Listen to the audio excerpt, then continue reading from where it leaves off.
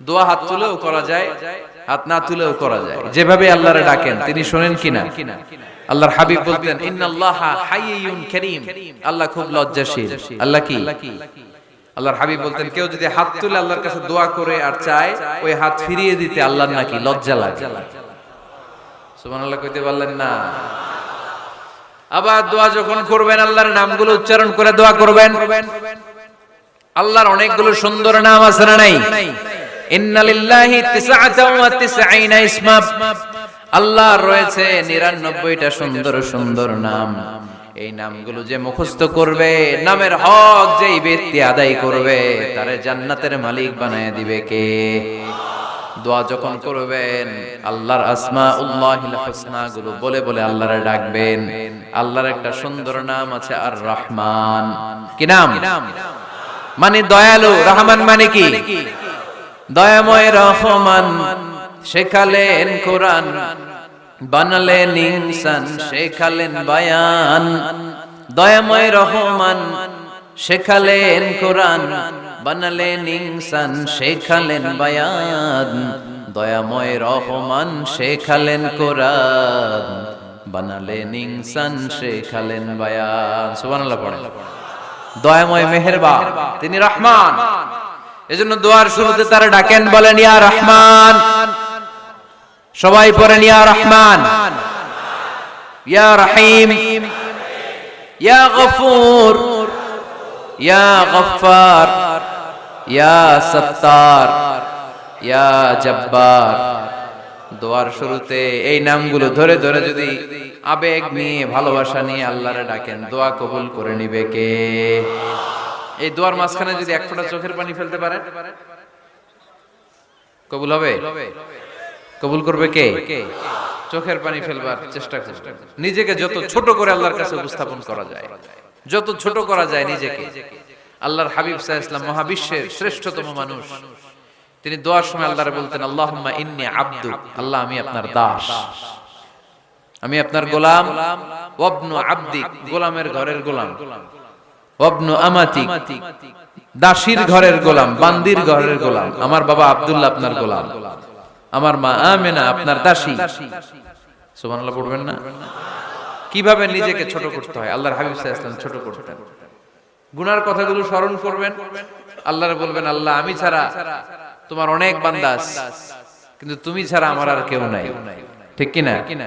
এভাবে যত ছোট করে নিজেকে উপস্থাপন করা যায় দোয়াতে, এই দোয়া কবুল করে নেবে কে?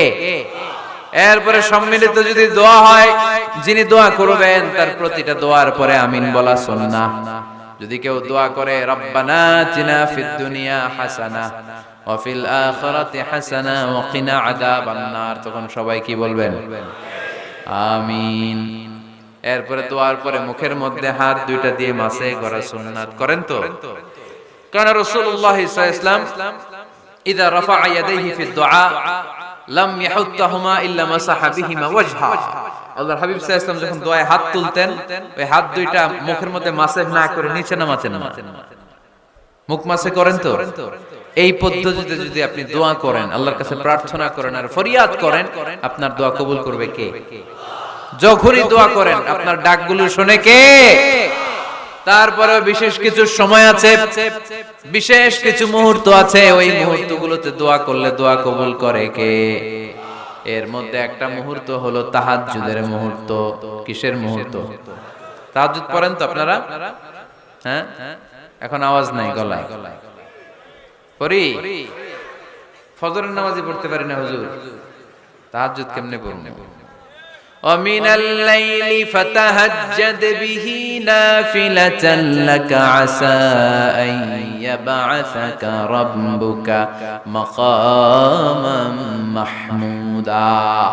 এটা এমন নামাজ, এই নামাজের পরে দোয়া করলে কবুল করবে কে?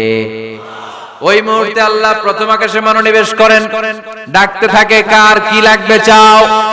টাকা লাগবে টাকা দেব, সম্পদ চাও সম্পদ দেব, সম্মান চাও সম্মান দেব, বউ লাগলে বউ দেব। আছে না নাই? লাগবে না? এদিকে তো বেশিরভাগ অবিবাহিত মনে হচ্ছে। বিয়ে করো নাই কারা কারা দেখি? খাইছে। সবার তো বউ লাগবে দেখা যায়। আল্লাহর কাছে চাইবা, দিবে কে? দেয়ার মালিক কে? মনের বাসনা পূরণ করে কে? ওই আল্লাহর কাছে যেন আমরা চাই। বিয়ের কথা শুনলে সব সজাগ, আর ঘুমে ধরে না। এখন সজাগ জাতি, চাইতে হয়। যুবক ভাইরা চাইতে হবে আল্লাহর কাছে, নেককার স্ত্রী চাইতে হয়, নেককার সন্তান চাইতে হয়।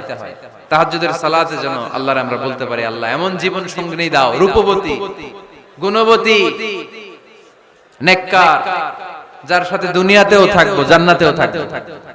ঠিক কিনা? এই দাম্পত্য জীবন কি শুধু দুনিয়ায়? আমার স্ত্রী আমার সাথে জান্নাতে যাক, আমি চাই কি চাই না? মুমিনরা দুনিয়াতেও একসাথে, জান্নাতেও একসাথে। ঠিক কিনা? তাহাজ্জুদের দোয়া আল্লাহ ফিরায় না। ইফতারির আগে যে দোয়া, ওইটা আল্লাহ ফিরায় না। ইফতারি করার আগ মুহূর্তে আমরা যে পেঁয়াজু, আলুর চপ, বেগুনি, হ্যাঁ, এগুলো খান আপনারা? রুহাবজার শরবত খান নাকি? এই যে সাজায় রাখা হয় ডিজাইন করে, এইগুলো রেখে যখন দোয়া করেন, এই দোয়াটা আল্লাহ শুনে খুব। আল্লাহ বলে, কিরে ফেরেশতারা, ঘটনা কি? এত খাবার কেন? আল্লাহ রোজা রাখছে। কি চায়? আল্লাহ ক্ষমা চায়। তো খায় না যে তৃষ্ণার, তো আল্লাহ আপনার ভয়। আমারা দেখছে না, আল্লাহ আপনারা দেখে নাই। জান্নাত দেখে নাই, আমার জাহান্নাম দেখেছে আল্লাহ কিন্তু জানে। তারপরে ফেরেশতাদের মুখ থেকে বের করা হবে। সুবহানাল্লাহ পড়েন। আমার জাহান্নাম দেখেছি কিনা বলো। ফেরেশতারা বলে, না জাহান্নাম দেখে নাই। আমার জান্নাত দেখেছে কিনা বলো। জান্নাতও দেখে নাই, কিছুই দেখে নাই, আপনারও দেখে নাই। আল্লাহ এবার খুশি হয়ে যাবে। আমার খুশির জন্য, আমার ভয়ে তৃষ্ণার্ত ক্ষুধার্ত সামনে খাবার হাত বাড়ালেই খেতে পারে, গ্লাসটা তুললেই পান করতে পারে, আমার ভয়ে খায় না। আমার ক্ষমা চায়, আমার কাছে ক্ষমা প্রার্থনা করে। এখন আমার বান্দা যা দোয়া করবে, বান্দার সব দোয়া আমি কবুল করে নেব। আল্লাহর ভালোবাসা সফট কর্নার খুব গ্রো করে, যোগ্য যে খুব মারতে হবে।